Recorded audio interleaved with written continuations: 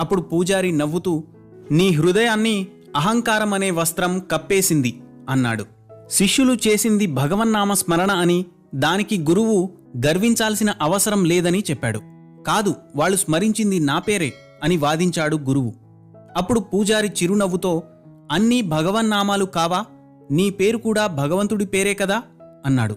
అప్పుడు ఆ గురువు పూజారి కాళ్లమీద పడి, నా కంటికి ఏర్పడిన పొరలు తొలగిపోయాయి, నాలోని అహంకారం ఈ క్షణమే నశించిపోయింది అన్నాడు.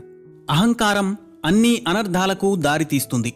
కాబట్టి భగవంతుణ్ణి ఆశ్రయించడంలో అడ్డుపడే, ఆయనని పొందకుండా ఆపే అంతర్గత శత్రువులను గుర్తించాలి.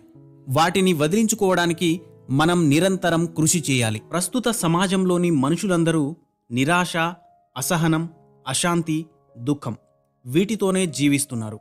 ఎందుకో తెలుసా? ఏ పనైనా సరే మొదలుపెట్టిన వెంటనే ఫలితం కోసం ఆశపడతారు.